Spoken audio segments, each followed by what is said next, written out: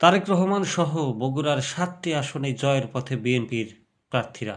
বগুড়ার ৭টি আসনের সবকটিতেই জয়ের সুবাস পাচ্ছেন বিএনপির ধানের শীষ প্রতীকের প্রার্থীরা। এর মধ্যে বগুড়ার আসনে আংশিক ফলাফলে দ্বিগুণ ভোটে এগিয়ে রয়েছেন বিএনপির চেয়ারপারসন তারেক রহমান। বৃহস্পতিবার রাত 9:30 পর্যন্ত রিটার্নিং কর্মকর্তার কার্যালয় থেকে প্রাপ্ত আংশিক ফলাফল থেকে এ তথ্য জানা গেছে। বগুড়া ১ আসনে ও সোনাতলা উপজেলা মোট কেন্দ্র 126টি। 16টি কেন্দ্রের প্রাপ্ত ফলাফলে বিএনপির কাজী রফিকুল ইসলাম 23,703 ভোট পেয়ে এগিয়ে রয়েছেন। তার নিকটতম প্রতিদ্বন্দ্বী জামায়াতের মোহাম্মদ শাহাবুদ্দিন দাঁড়িপাল্লা পেয়েছেন 9,424 ভোট। বগুড়া 2 আসনে মোট কেন্দ্র 114টি। 5টি কেন্দ্রের প্রাপ্ত ফলাফলে বিএনপির প্রার্থী মীর শাহে আলম 5,290 ভোট পেয়ে এগিয়ে রয়েছেন। তার নিকটতম প্রতিদ্বন্দ্বী দাঁড়িপাল্লা প্রতীকে জামায়াতের আবুল আজাদ মোহাম্মদ শাহাদুজ্জামান দাঁড়িপাল্লা পেয়েছেন 2,850 ভোট।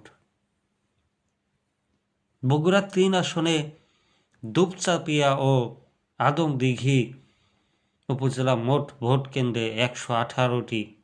8টি কেন্দ্রের প্রাপ্ত ফলাফলে বিএনপির আব্দুল মুহিত তালুকদার 8,352 ভোট পেয়ে এগিয়ে রয়েছেন। তার নিকটতম প্রতিদ্বন্দ্বী জামায়াতে ইসলামীর নূর মোহাম্মদ আবু তাহের দাঁড়িপাল্লা পেয়েছেন 7,800 ভোট। বগুড়া 4 আসনে মোট কেন্দ্র 114টি। 26টি কেন্দ্রের প্রাপ্ত ফলাফলে বিএনপির মোশাররফ হোসেন পেয়েছেন 33,181 ভোট। তার নিকটতম প্রতিদ্বন্দ্বী জামায়াতে ইসলামীর মোস্তফা ফয়সাল পেয়েছেন 23,559 ভোট। বগুড়া 5 আসনে মোট কেন্দ্র 188টি। 5টি কেন্দ্রের প্রাপ্ত ফলাফলে বিএনপির গোলাম মোহাম্মদ সিরাজ 6,461 ভোট পেয়ে এগিয়ে রয়েছেন। তার নিকটতম প্রতিদ্বন্দ্বী জামায়াত ইসলামের হাবিবুর রহমান দাঁড়িপাল্লা পেয়েছেন 3,899 ভোট।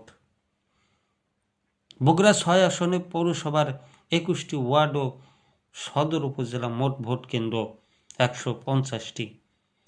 27টি কেন্দ্রের ফলাফলে বিএনপির চেয়ারম্যান তারেক রহমান ধানের শীষ 38,482 ভোট পেয়ে এগিয়ে রয়েছেন। তার নিকটতম প্রতিদ্বন্দ্বী জামায়াতে ইসলামী আব্দুর রহমান পেয়েছেন 17,428 ভোট। বগুড়া 7 আসনে মোট কেন্দ্র 173টি।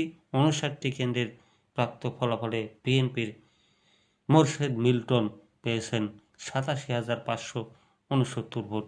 তার নিকটতম প্রতিদ্বন্দ্বী জামায়াতে ইসলামী গোলাম রাব্বানী দাঁড়িপাল্লা পেয়েছেন 30,970 ভোট। দর্শক, দৈনিক ইত্তেফাকের একটা খবর পড়লাম, যেখানে বিএনপির ফলাফলই এগিয়ে রয়েছে। এই মুহূর্তে আপনার এলাকায়, আপনার জেলায় ফলাফলের কি অবস্থা অবশ্যই কমেন্ট করে জানাবেন। এবং